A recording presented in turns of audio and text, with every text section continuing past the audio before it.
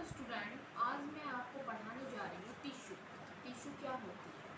The group of the cell which is same in origin and structure known as tissue, which is involved together work well in United States. Tissue cells का वो group होता है जो एक साथ work करता है और सेम सेल्स का ग्रुप होता है, वो टिश्यू कहलाता है।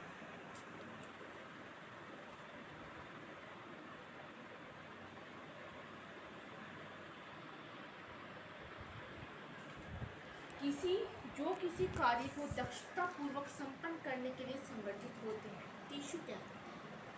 Term tissue was proposed by Bichat scientist. Study of tissue used to term in histology. The term histology was proposed by Marcello Malpighi, and the name of histology give Mayer, scientist Mayer.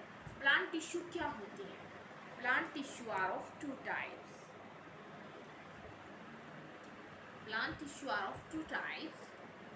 Meristematic and permanent. Meristematic tissue. What is meristematic tissue?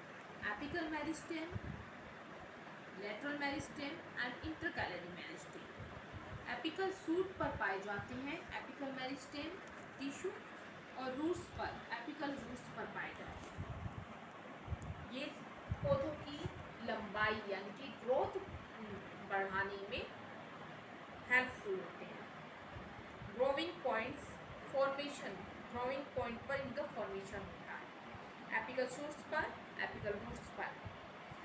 Lateral meristem ये दिखा, ये देखिए lateral meristem stem की परिधि या मूल में पाया जाता है। इसमें रूट या स्टेम की चौड़ाई में वृद्धि होती है। लेटरल मेरिस्टेम में प्लांट्स की चौड़ाई में वृद्धि होती है, रूट्स की और स्टेम की, उसकी परिधि में ग्रोथ होती है, ना कि लंबाई में। एपिकल मेरिस्टेम में प्लांट की लंबाई बढ़ती है और लेटरल मेरिस्टेम में प्लांट की ग्रोथ चौड़ाई में होती है, चौड़ाई में वृद्धि होती है प्लांट की। ठीक है, इन्हें हम सेकेंडरी मेरिस्टेम भी कहते हैं, जो सेकेंडरी ग्रोथ में काम आते हैं। इंटरकैलरी मेरिस्टेम ये पत्तियों के आधार में इंटरनोड पर पाए जाते हैं। ये पौधों की लंबाई बढ़ाने में हेल्पफुल है। अब आता है हमारा टिश्यू। मैंने आपको बताया मेरिस्टेम क्या होती है।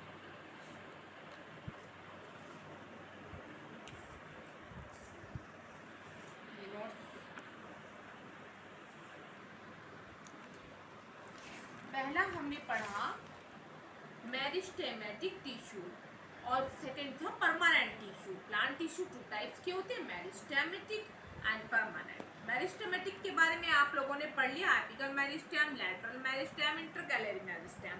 अब आ जाइए आप लोग परमानेंट टिश्यू पे। परमानेंट टिश्यू क्या होते हैं? Permanent tissue, simple permanent tissue and complex permanent tissue. Permanent tissue जो रप्चर नहीं होती। Permanent, simple permanent tissue, parenchyma tissue, collenchyma tissue, sclerenchyma tissue. Permanent tissue वे परमानेंट टिश्यू होते हैं जो प्राइमरी मेरिस्टेम से बनी कोशिकाओं में वृद्धि करते हैं और डिफरेंशिएशन के कारण होता है। इनमें विभाजन की क्षमता नहीं होती।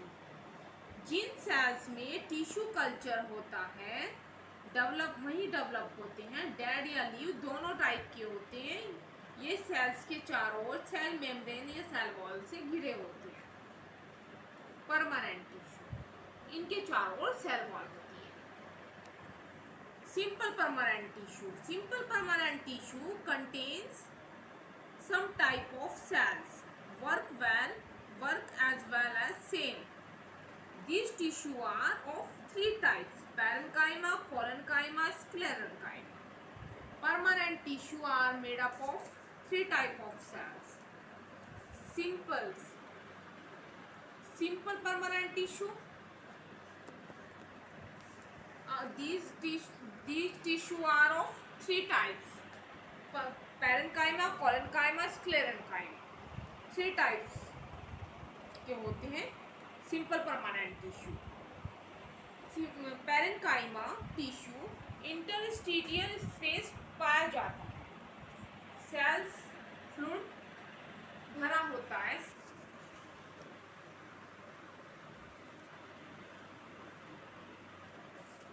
स्क्रीनशॉट लेके दे देंगे इसमें. ये नोट्स काफी पॉपुलर हो जाएंगे. Parenchyma tissue, collenchyma tissue, sclerenchyma tissue. Interstitial space होता है, अंतरकोशिकीय स्थान होता है. These cells are oval shaped, circular and polygonal shaped.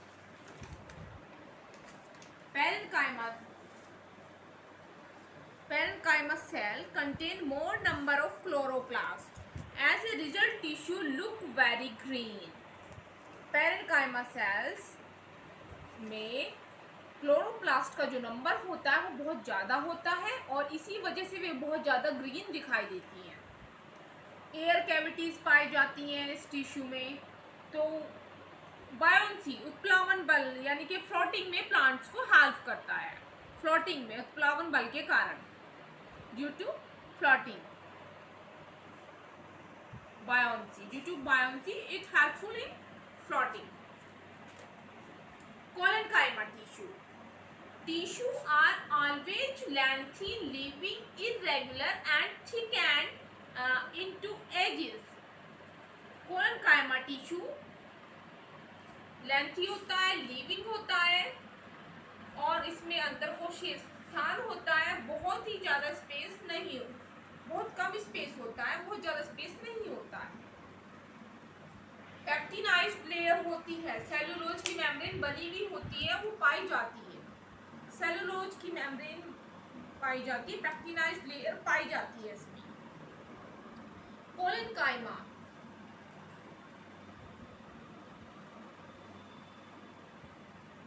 पेडिक्सल, peduncle, petioles and epidermis. अब लेकिन ये रूट में अब्सेंट होते हैं और पेडिकल, लीफ पेटियोल्स, पेंडुकल्स पर प्रेजेंट होते हैं और स्टेम पर प्रेजेंट होते हैं कोलेनकाइमा टिश्यू, लेकिन ये रूट में अब्सेंट होते हैं. स्क्लेरेन्काइमा टिश्यू लॉन्ग होते हैं, थिन होते हैं, लिग्निनाइज्ड होते हैं. कोलेनकाइमा पैक्टिनाइज्ड थे और स्क्लेरेन्काइमा लिग्निनाइज्ड हैं.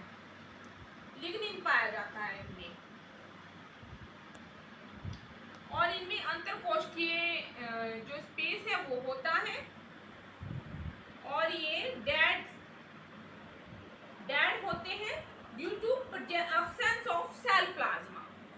Due to absence of cell plasma, these cells are dead due to absence of cell plasma or cell shape. These are hard and strong. ये कठोर और strong होते हैं. It protect the plant interbody part from outer stalk. ये plants को किसी टूटने से बचाते हैं और लचीलापन प्रदान करते हैं. Complex permanent tissue. Complex permanent tissue में इसमें कई सेल से मिलकर बना होता है, जो कई सेल एक यूनिट बनाकर वर्क करती है साथ साथ में, और ये फ्लोएम और जाइलम दो रूपों में काम करती है. एक तो फ्लोएम और एक जाइलम. फ्लोएम क्या होता है और जाइलम क्या होता है, अब हम ये आपको बताने जा रहे हैं. तो जाइलम क्या होता है आप सुनिए. These are water conducting tissue which present in root, stem and leaf. ये जो जाइलम होता है ये एक वाटर को ले जाता है वेरियस पार्ट में प्लांट के कहाँ से, रूट से, रूट सबसे नीचे होती है प्लांट्स में, जैसे प्लांट्स में होती है, रूट्स में से जब जाइलम वाटर को प्लांट्स के अदर पार्ट्स में ले जाता है और वहाँ वाटर की सप्लाई करता है। और फ्लोएम क्या करता है, फूड की सप्लाई करेगा, फूड की सप्लाई करता है, लीफ से फूड की सप्लाई करेगा प्लांट्स के अदर पार्ट्स में, जैसे रूट में, स्टेम में, और ये वाटर की सप्लाई करेगा रूट से प्लांट के अदर पार्ट में। तो फ्लोएम और जाइलम का ये काम होता है। देखिए जाइलम कितने पार्ट से मिलके बना होता है, tracheid, vessels, xylem parenchyma, xylem fibres. Tracheids क्या होते हैं, वेसल्स क्या होती हैं, tubular and thick cells wall. Xylem parenchyma collect the food and give mechanical strength to the plant. Vessels are most important cell to make formation of xylem cell. Phloem क्या होता है, main function क्या है phloem का, phloem leaf forming the food conduct reach out the various part of the plant या supply of the food into various part of the plant is known as bast. Phloem को other language में bast भी कहते हैं। Phloem are of 4 types: seed tubes, companion cells, phloem parenchyma, phloem fibers. Phloem cells जो living cells और seed tubes होते हैं वो porous होते हैं और tubular होते हैं, membrane, porous membrane होती है। Phloem और xylem जो combined रूप से हम इसको वेस्कुलर टिश्यू कहते हैं। फ्लोएम के और जाइलम के कंबाइन फॉर्म को हम वेस्कुलर टिश्यू कहते हैं, वो आप वेस्कुलर बंडल में पढ़ेंगे आगे। ये स्ट्रक्चर देख लीजिए,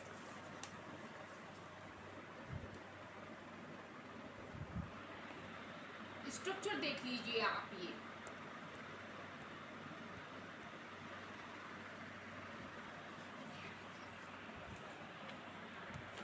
और भी है, ये देखिए, ये फ्लोएम होता है, ये जाइलम है, ये फ्लोएम है।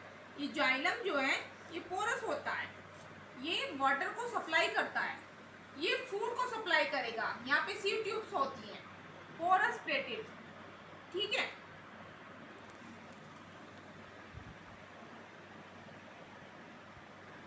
ये देखिए वाटर की एंड फूड की सप्लाई, मिनरल्स, वाटर, इसकी सप्लाई करता है जाइलम, मिनरल्स की और वाटर की प्लांट के अदर्स पार्ट में। ओके देन, आज तक के लिए इतना ही। अब मैंने आपको प्लांट टिश्यू के बारे में बता दिया।